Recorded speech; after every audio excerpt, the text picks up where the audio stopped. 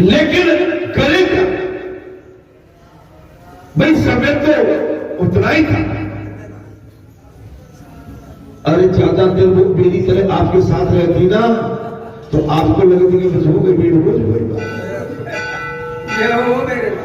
वो 7 दिन की बात थी ना। अरे हम भी 10-20 साल में 7 दिन के लिए एक बार आते ना तो आपकी हमारी भी स्थिति वही हो।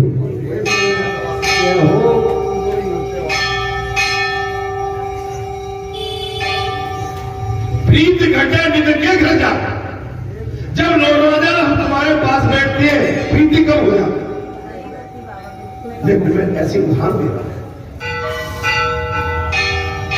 अगर भाई प्रीति जब हमें इतनी अच्छी लगती है तो प्रीति को, प्रेम को हमेशा बना के रखना, इसमें सीखिए, इसमें बड़ा आनंद आता। महाराज बोले मित्र, हमें तू रोज रोज माखन देगा तो तेरी माता तुझे पीटेगी।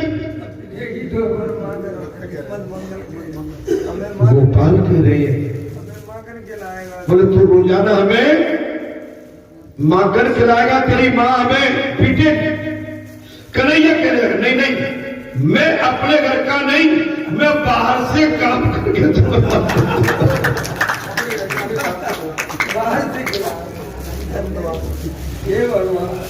कन्हैया ने कहा, बोले गोपो मित्र करो, मैं अपने घर का माखन तुम्हें नहीं खिलाऊंगा तो क्या करोगे? मैं बाहर से काम करके तुमको माखन खिलाऊंगा। मित्र, क्या तू माखन की चोरी करेगा? मित्र बोले, कान्हा क्या तू माखन की चोरी करेगा? कन्हैया, हाँ चोरी करना पड़ी तो करूंगा। अगर चोरी करनी पड़ी तो तुम्हारे लिए मैं चोरी भी करूंगा। हम एक मंडली बनाएंगे। हम क्या करेंगे?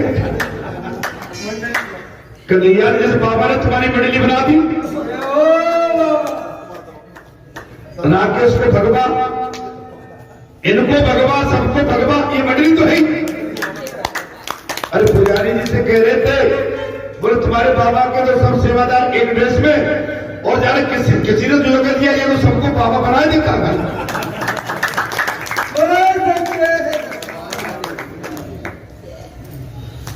तो बोले एक मंडली बनाएंगे, उसका नाम होगा बाल गोपाल चोर माखन प्रचार मंडल। बाल गोपाल महाराज, बाल गोपाल चोर विद्या प्रचार मंडल। चोर विद्या प्रचार। अभी भगवान क्या सिखा रहे? बाल गोपाल बोले चोर विद्या मंडल प्रचार मंडल। मित्र, यदि चोरी करते हुए हम पकड़े जाएंगे तो कन्हैया कहते हैं, मेरे गुरु ने मुझे एक मंत्र सिखाया है।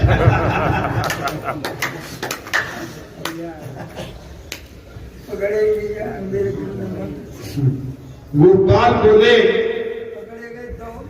मित्र कहीं चोरी करते पकड़े गए तो कन्हैया ने कहा, मेरे सदगुरु ने मुझे एक मंत्र सिखाया है, उसका पाठ करने से हमें कोई देख नहीं पाएगा, और यदि पकड़े भी गए तो छुप जाएंगे।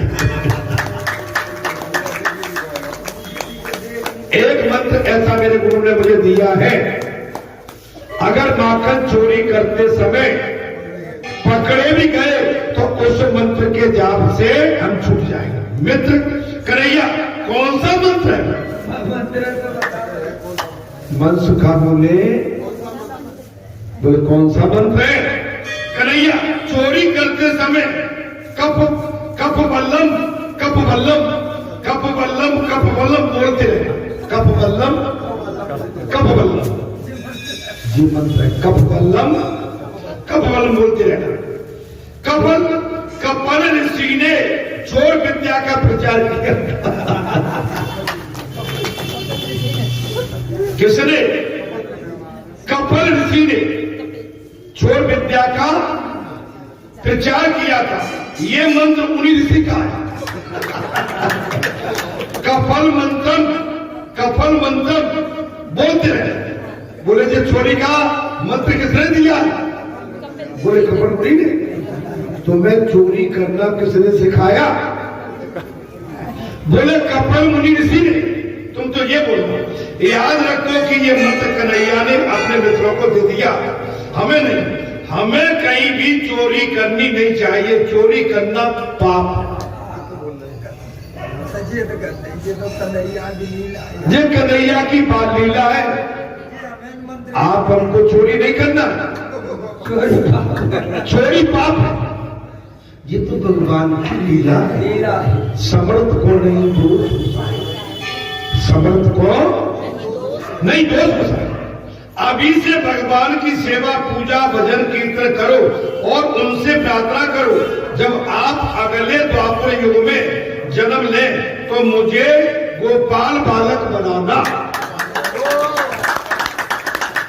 हे प्रभु, आप अभी से हम भजन, कीर्तन, संकीर्तन, हमने एक चीज और कही, आज नहीं, हम 1 साल से कहते आए, हम आप सब एक ही गुरु के भाई हैं, गुरु भाई हैं सब, ठीक है? हम आपको वचन देते हैं, आप भी वचन दो। अगले जन्म में भी अगर हमारा मिलन हो तो एक गुरु भाई की तरह, और वो भी जहां बालाजी सरकार का आंगन हो।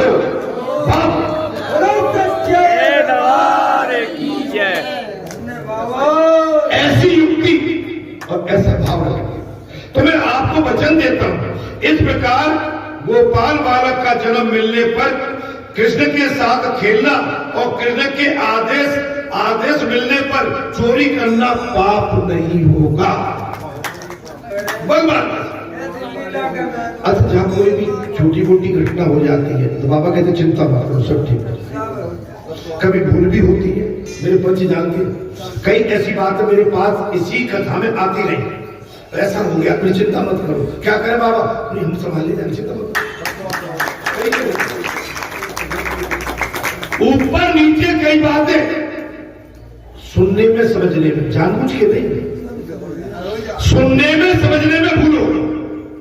अब आए तो ऐसा हो गया, मेरी चिंता मत करो, क्या करोगे? हम तो बैठे थे भाई, हम सारी बात अपने पे,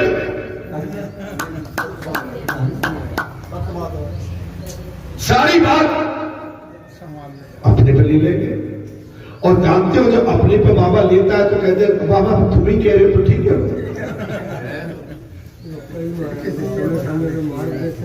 मार्गदर्शन है तो कथा कोई ऐसा नहीं, न तो जहां कोई कृष्ण है न कोई राम है, यहाँ तो हम आप सब एक छोटे से सेवक है हनुमान जी के। हनुमान जी जब हमको प्रेरणा देते हैं तब हम अपनी बात आपसे क्या करते महाराज? शेयर करते, आपके साथ उस बात को रख देते हैं कि ऐसा होने वाला है। और वो बात आज तक तो भगवान ने सही करके बताया। आज तक का रिकॉर्ड है 25 वर्ष का, करीबन 32 वर्ष का, सारी बातें सही है। मैं एक चीज और बताऊंगा आपको, जब बालाजी की मुझ पर 1995 के बाद में 95 के बाद में जब बाबा की लीला होने लगी, मैं ड्यूटी पे जाता था तो ड्यूटी पे से मेरा चित्त वैसा होने लगा। और मैं बालाजी का वहां मंदिर था, हनुमान जी का वहां जाता था तो एकदम मेरा शरीर जैसे फूल जाता था और आंखों से आंसू बहने लगते थे। और रात को जब मैं सोता था, आप विश्वास नहीं करोगे, रात को भी आंखों से जैसे 12 बजे और 11:30, 12 या 2 बजे का टाइम एकदम शरीर भूल जाता था। अच्छा, मैं ये समझता था कि कोई प्रेत आ गया है, कोई कौन है जो मुझे रात को आप दादी 3 साल संघर्ष किया मैंने। कितने साल? 3 साल में मेरी ये स्थिति हो चुकी थी कि मैं अभी मरने वाला हूं, शायद सुबह जिंदा नहीं रहूंगा, मन में मैं बच नहीं सकता। मेरी हालत बहुत दिनों दिन खराब होने लगी, मने कांप जाता था, डर जाता था, मैं शायद बच नहीं सकता। आप विश्वास नहीं मानोगे, मैंने एक दिन तो तुम्हारी पुत्रवधू से ये कहा था मैंने कि अब मेरे जीने का मुझे कोई आधार नहीं दिखता। ये मेरी बात हो चुकी थी, वो समय में कैसे भूल जाऊं? मैंने शायद मैं अब बच नहीं पाऊंगा। मैं एक काम करना, बच्चे छोटे हैं, 2 बेटी है, मैंने मेरा कुछ फंड पड़ा हुआ है, मैंने कुछ पैसा जी कमाया है, तुम एक काम करना, तुम यहाँ मत रहना। और लोग नौकरी के लिए भी लालच देते कि नौकरी मिल जाएगी जी, नहीं, तुम सीधा ग्वालियर जाना। और बस मेरा एक विनती है, दोनों बेटियों की शादी टाइम से कर देना। बस तो 2-3 साल में बहुत मैंने दादी, हाँ मुझे उम्मीद नहीं थी, मुझे नहीं पता था कि इसके लिए कर रहे हैं। अंत में चूंकि जब बोलते थे ऐसा वैसा, मुझे भाई मैं चूंकि एक साधारण आदमी हूँ, कोई मेरी तपस्या भी नहीं है, और इस जन्म में मैंने कोई बड़ी पूजा पाठ भी नहीं किया, मैं किसी वेद शास्त्री के पास नहीं गया हूँ, किसी गुरु मंत्र नहीं लिया है। अंत में कहा कि नहीं भाई तुम चलो, मुझे स्थान लेना है, मेरा स्थान मुझे दे दो। तो स्थान के बाद में फिर 3 साल के बाद में आपको मालूम है, और स्थान ले लिया। मूर्ति लेने गए, चाचा श्री बैठे हुए, समझ सकते हैं, हनुमान जी की मूर्ति लाए, कृष्ण जी की मूर्ति आपने कही कि मैं ले लेता हूँ, तो ले लेता हूँ। मैंने जे कही ना, मूर्ति में वजन बढ़ गया था, एकदम पसीना पसीना हो गए थे। तो ये सिद्ध है, माने हनुमान जी खुद सिद्ध है, माने जो लीला आज तक चली आ रही वो सब सिद्ध है। अच्छा मुझे नहीं पता कि मेरे भाग में, अब मैं तो नौकरी चाकरी वाला आदमी था भाई, न मेरे कोई धर्म कर्म था, न मेरे कोई अच्छे आचार थे, मेरे विचार थे, लेकिन भगवान की जब दया होती है, एक बात बता दूं मैं आपको, भगवान की जब दया होती है तो ऐसे होती है। अगर आज बाबा की दया न होती तो मुझे रिटायरमेंट, अगर बिजनेस मेरा रिटायर हुआ है 10 साल हो गई, अभी तक तो कहीं निपट गया होता, या कहीं जाके अन्न बस गया होता, या मर के कहीं आ गया होगा। जैसे कल ही अभी तुम्हारे गांव में 2-4-5 दिन पहले एक लड़का गया, उसको लाए नहीं, उस अंत्येष्टि की उसको। ऐसा ही होता है जीवन में। बाबा की बहुत बड़ी दया, एक तो तुम्हारी बस्ती को उजाला ही उजाला दे दिया, तुम्हारे क्षेत्र को उजाले से लाभान्वित कर दिया, और तुम्हारे आंगन में हजारों तपस्वियों के पग यहाँ पर पड़ा दिए, जिससे तुम्हारी जन्मभूमि और पवित्र।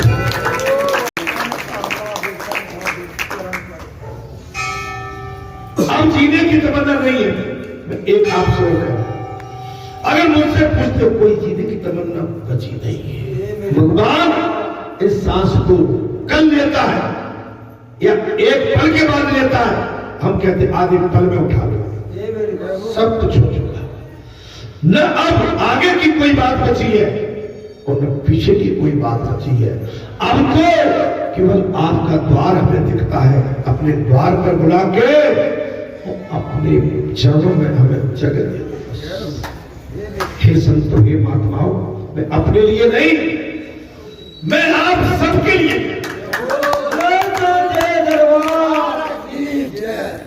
सबके लिए, सबके लिए। महाराज चोरी करते समय कप वल्लभ बोलना, बोलिए मंत्र किसने दिया है महाराज? चोर विद्या का, बोले कपिल ऋषि। अभी से भगवान की सेवा पूजा भजन कीर्तन करोगे और उनसे प्रार्थना करो, जब भी हमारा जन्म हो तो द्वापर में अपने शरीर से खेलते रहने वाला पाप कर्म कर रहा है, और जो अपने शरीर से खेल रही है, अपने शरीर से कुभाव, मन मैला, क्रोध, द्वेष, बैर, ईर्षा, ये पाप है। आत्मा के साथ खेलने वाला पाप नहीं कर सकता। जो आत्मा के साथ खेलता, आत्माएं अंदर, वो कभी पाप नहीं करेगा, और जो शरीर से खेलेगा उसे पाप। जो ईश्वर के साथ प्रेम करता है वो ईश्वर के साथ खेलता है, जो ईश्वर के साथ प्रेम करता है वो ईश्वर के साथ खेलता है। ईश्वर से प्रेम करो। अच्छा, मैं हमेशा कहता हूँ ईश्वर के बन के रहो। आप घर में भी रहते हो तो ईश्वर के बन के रहो, कथा सुनते रहो।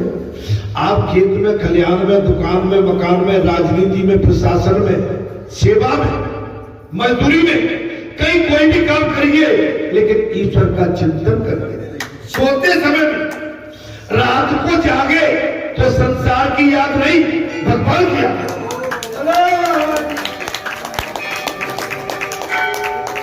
अगर रात्रि में नींद खुली तो संसार याद नहीं, ईश्वर याद। समझ लो, उसके हाथों से पाप ही कभी हो ही नहीं सकता। जो ईश्वर का ध्यान रखेगा तो सिद्ध ही। एक चीज आपको बहुत सटीक उदाहरण दे रहा हूं। आपकी तपस्या से सभी की, आपकी सभी की साधना से ये इतना बड़ा उत्सव हो गया। इसमें किसी के पैर में कांटा भी लगा, किसी का मन मेला हुआ क्या? ये आपकी साधना का प्रतिफल है। कपट, द्वेष, कलेश, अभिमान और तामसपन होता तो पिलर घेर दे। मैंने प्रातः काल कहा था, इस कार में एक दो थे हैं, मैं उनका नाम नहीं लूंगा, गद्दी पर सवार हूं, लेकिन मेरी दृष्टि उन पर है। इतना नहीं कह रहा हूं, मैं ये भी नहीं कह रहा हूं कि उनका कोई नुकसान करूंगा, लेकिन मैंने क्या कहा, मैं समय की प्रतीक्षा करता। क्या कहा मैंने? राम हमारे गांव को ऐसे मोटे राम अपने आप मर जाएंगे, शुक्र करो। ये मेरे बाबा, हम समय की प्रतीक्षा में हैं। आप समझिए बात, ईश्वर अच्छे का अच्छा साथ देता है, लेकिन बुरे के लिए भगवान उस समय का इंतजार करता है। महाराज, अरे विदुर बनोगे तब भगवान तुम्हारे घर आएंगे, और दुर्योधन बनोगे तो भगवान तुम्हारे घर कभी नहीं।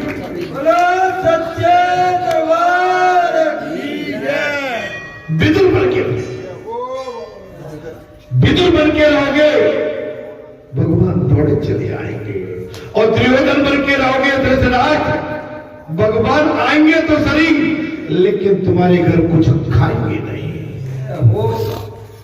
भगवान ने साफ कह दिया, जो मुझसे द्वेष करता है मैं उसकी तरफ देखता तक नहीं हूं, बोलता तक नहीं, और जो मुझे प्रेम करता है मैं दोनों हाथ फैला के उसको पकड़ लेता।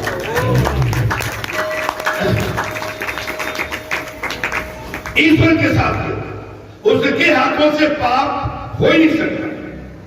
ईश्वर की उपस्थिति में मनुष्य पाप नहीं कर सकता है। आप ईश्वर का चिंतन करोगे, कितनी बड़ी अप्सरा भी, कितना बड़ा जुआरी भी, कितना भी दुष्ट आपके सामने आ जाए, अगर ईश्वर को आप याद करोगे तो उसका प्रभाव आप पे कभी नहीं पड़ेगा।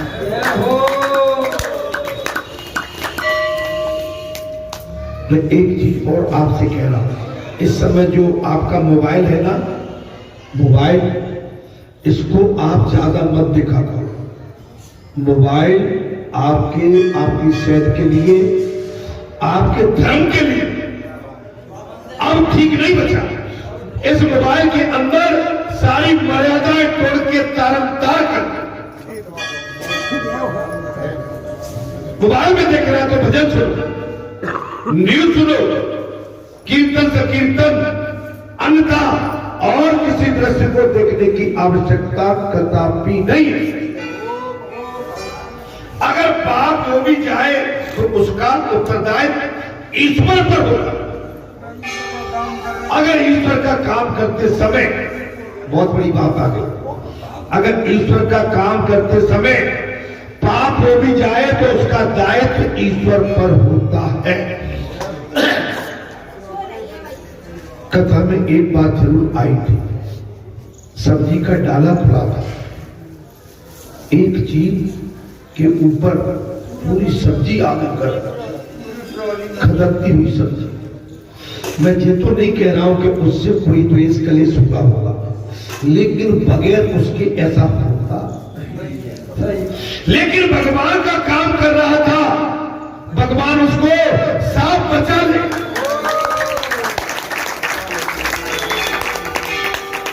बचा लेंगे। एक ट्रॉली सब्जी जिसके सरपे से ऊपर तक निकल जाए, एक ट्रॉली। अरे पानी तो जरा सा पतली का गिर जाए पतीले का, आदमी जल जाता, लेकिन पूरी गर्म ट्रॉली की पूरा उसके सर पे से ईश्वर बचा लेंगे। भगवान ने देवी से तो कर, अच्छा पाप उसके फर्क तो नहीं पड़े, जलन पड़ी, फर्क नहीं, पूरा शरीर लाल। ईश्वर ने बहुत बड़ी दया। अगर ईश्वर न करता कुछ हो जाता तो क्या होता, आप समझ लो।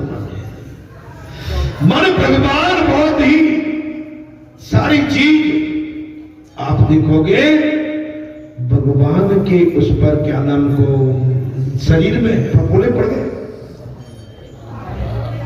कल मैं क्षमा करना, कल मेरी पीठ में खुजली मच रही थी, तो मैंने कहा तुम्हारी पुत्र बदल से यार देखना थोड़ा सा, मैंने कई दिन से मेरी पीठ खुजा रही है वाली, मैंने आपसे भी कहा था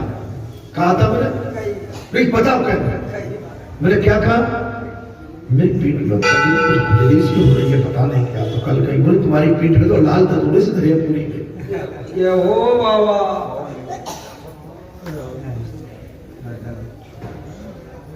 चकतरे धरे लाल तंदूरे। तो मैं कोई ये नहीं कह रहा कि हम कोई ईश्वर है, लेकिन ईश्वर कहीं ना कहीं बता देता है बेटा जिसकी मैं रक्षा करता हूं उसे सब बचा देता। तुझे इतना आभार दिला रहा हूं कि जो घटना हुई थी देख देख, और मैंने आज तक तो नहीं पूछा, कल शाम को ही क्यों पूछा, और कल के बाद से खुजली बंद। बोलो सदगुरु भगवान महाराज शंकराचार्य ने शांकर भाष्य में कहा है, परमात्मा का साक्षात्कार करने पाने वाला ज्ञानी के हाथों पाप हो नहीं सकता, और जिससे भगवान के दर्शन हो जाए और भगवान के साथ साक्षात्कार कर जाए, भगवान उससे पाप होने ही नहीं दे। इसमें भगवान की गरिमा भी छिपी हुई है, भगवान की गरिमा भी। क्या कहा महाराज शंकराचार्य जी ने शांकर भाष्य में कहा है कि परमात्मा का साक्षात्कार पाने वाले ज्ञानी के हाथों पाप हो ही सकता, और अगर हो भी जाए तो दोष उसका नहीं मानता। नहीं समझना, आपको मैं सचेत कर रहा हूं कि ये तो कह दिया कि भाई हम तो भगवान को मानते हैं और पाप कर लो तो दोष नहीं लगेगा। नहीं नहीं, आप में हम में इतनी तपस्या है ही नहीं। ये तो बोले जो टोटली निर्विकार योगी हो, अवधूत हो, अवधूत बोले अवधूत हो, उससे नहीं लगेगा। लेकिन हम संसारी को तो तुरंत पकड़ के लगेगा। इसके लिए भगवान ने छूट नहीं दी। साथ तो जिसे प्रभु का साक्षात्कार नहीं हुआ, शास्त्र में बताया है जिससे प्रभु का साक्षात्कार नहीं हुआ उसके लिए सहायता की आज्ञा और मर्यादा अज्ञानी जीव के लिए, जिसे शास्त्र का बोध ही नहीं है उससे मर्यादा में रहना। शास्त्र का बोध होने पर, सत्संग सुनने पर, सत्संग में बैठने के बाद, गुरु से दीक्षित होने के बाद यदि हम इधर उधर भटकते और हम गुरु की आज्ञा की लकीर को काट के अगर उस मार्ग से अलग जाते हैं तो हमें दोष लग जाएगा, और गुरु की सीमा में रहोगे तो बचे। गुरु की सीमा की परिधि के अंदर रहोगे तो बचे रहोगे। शास्त्र ने चोरी को निषेध बताया, शास्त्र में चोरी करना निषेध है, पाप है। चरित्रहीनता, मलिनता, चोरी, शराब, जुआ, भाई से बेईमानी, मित्र से बेईमानी, पड़ोसी से बेईमानी, ये महापाप है भाई। पर नारी से प्रेम, ये तो महासंकट है। पर नारी से ये महापाप। परमात्मा जिसे अपनाते, कथा में प्रसंग आ गया, भगवान सुखदेव ने कहा है हरि की पौड़ी पर राजन, परमात्मा जिसे अपनाते हैं उसके लिए तो सारा जगत ही अपना है। परमात्मा जिसे अपनाते हैं उसके लिए सारा जगत अपना है। एक बात और बता दो, साधु की कोई जाति नहीं होती, साधु का कोई अपना निजी समाज नहीं होता, साधु का कोई अपना कुछ नहीं होता। साधु तो सभी के साथ समानता का बुहार करता। अरे को बजे तो हर को हो, जात पात पूछे कहे रघुपति सुर भावनी बाता, मानो एक भगत कर। जात पात कुल धर्म बढ़ाई, धन बल पर जन चतुराई।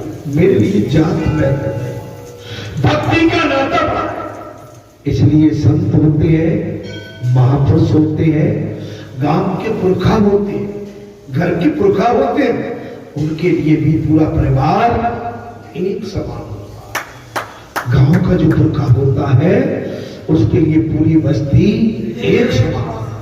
संत महात्मा होते हैं, उनके लिए सारा समाज एक समान, एक समान। साफ कहते हैं परमात्मा जिसे अपनाते हैं उसके लिए तो सारा जगत अपना है। वो चोरी कर नहीं सकता भाई, भगवान का जब सब है,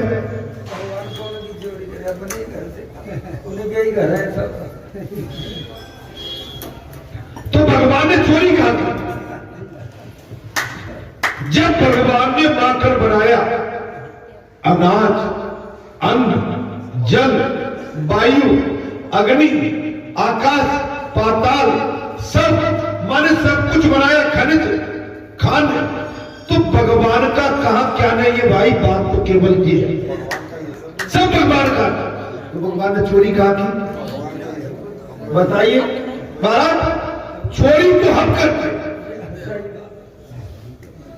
जो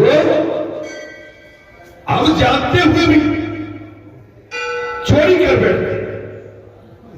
चोरी कही है, धन की चोरी, मन की चोरी, खेत की खलिहान की, जमीन की जायदाद की, भाई के साथ, समाज के साथ, दम के साथ चोरी जो करते हैं वो मनुष्य पर लगती है। परमात्मा जिसे अपनाते उसके लिए तो सारा जगत अपना, वो चोरी नहीं कर सकता। अपरोध सहानुभूति के बाद शास्त्र का अस्तित्व नहीं रहता। ब्रह्म साक्षात्कार के बाद तो क्या शास्त्र और क्या विधि, सब कुछ निरर्थक है। और जिसको ब्रह्म ज्ञान हो गया, जिसको ब्रह्म ज्ञान, उसके लिए फिर संसार सब एक समान है, उसमें बंटवारा नहीं बनता। जैसे बाबा कहते थे भाई मैं आपका दास हूं, मैं दासों का भी दास हूं, मैं सभी को नमन करता हूं, प्रणाम करता हूं, साष्टांग दंडवत करता हूं, आपकी चरणवंदना करता हूं, आप सब मेरे हैं, मैं आपका हूं। ये कोई बनावटी बात नहीं है, ये वास्तविक बात, ये सत्य बात।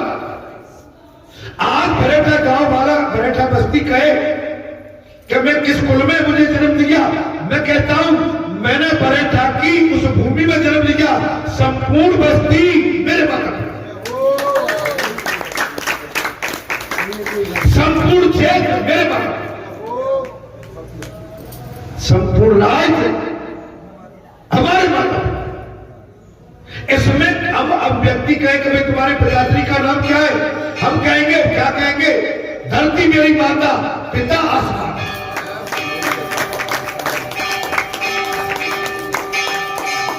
धरती मेरी माता, पिता आसमान। इसमें संपूर्ण ब्रह्मांड आ गया। जिस माता ने जन्म दिया था उसको प्रणाम है, नमन है, लेकिन मां तूने जो बीज डाल के और इस फूल को बाहर फेंका, उसको सेवा का मौका मिला है। तो मां तेरे अधिकार से भी अधिक अधिकार इस राज्य का।